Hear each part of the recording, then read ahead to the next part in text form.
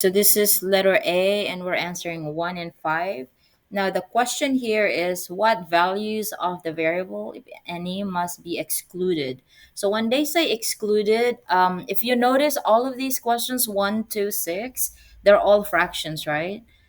If you just humor me, go get your calculator and get some fractions. Say for instance 5/2. When you put that in your calculator, will it give you an answer like 2.5? How about 1/3? Will it give you 0.333, unending 3? Yes, these are rational numbers that you actually have some values. But if you do 5/2, I mean 5/0, or 3/0, or 1/0, what do you notice? Put that in your calculator.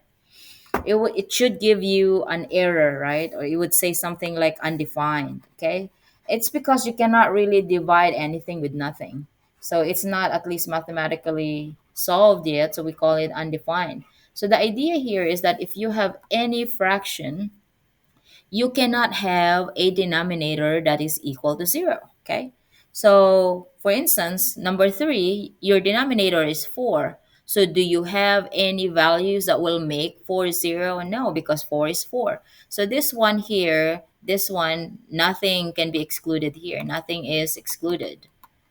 So meaning all numbers is fine because actually it's only 4 that's already defined, there's no variable in there. Okay, so how about number 4? Okay, so that's also good. There's nothing that you need to exclude in there. But if you look at number 2, you have x, you have a variable in there. So what would make x plus 3, what would make that equation equal to 0? So that there goes your equation. So therefore you just solve that. You whatever is your denominator with, if assuming it has a variable, you just equate it to 0. You subtract 3 on both sides, therefore x equals -3. So what that means is that if this x right here is -3, you think about it, -3 plus 3, that's going to be 0. So it doesn't matter what your numerator is, as long as the denominator is 0, it will make it will make it undefined. So you need to exclude -3 for number 2. Okay? So that's the idea. If you have variable in the denominator, if you have a variable in the denominator, you just set that equation or expression to 0. Okay.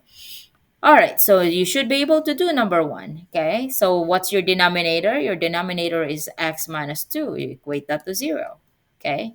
And so plus 2, x equals 2. So therefore here, you will have to say that x cannot be equal to 2. So when we say equal here, we're looking for something that will be excluded.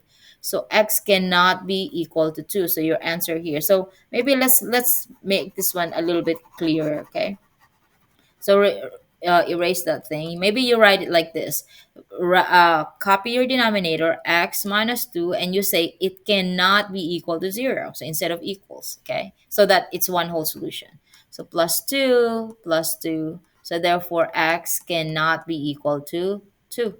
So this is the solution for number 1, meaning x cannot be equal to 2 because 2 minus 2, that becomes 0. Okay. All right, let's try number 6. You have your denominator is x minus x squared minus 4. So this is for number 6. This cannot be equal to 0. So you x squared, oops, you have to add 4 on both sides. So plus 4.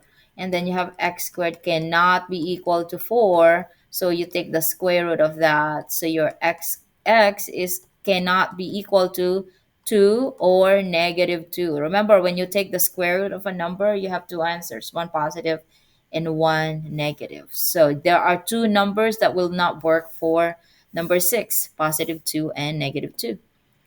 Okay, so number 5, do the same thing. X squared minus x minus 2 cannot be equal to 0. Now, this one here, number 5, you need to factor it out. So I don't know if you have learned to factor. Okay, if you have not learned to factor, you have to come back to me so that we can teach that. Okay, so if you have learned to factor this, you would know that the factor of this trinomial expression is x minus 2 and x plus 1, and that cannot be equal to 0. So now each one of these factors x minus 2 cannot be equal to 0. So set each one to not be equal to 0. X plus 1 cannot be equal to 0 and solve independently. So add 2 here, add 2. Therefore, the first one is x cannot be equal to 2. Minus 1 here, minus 1.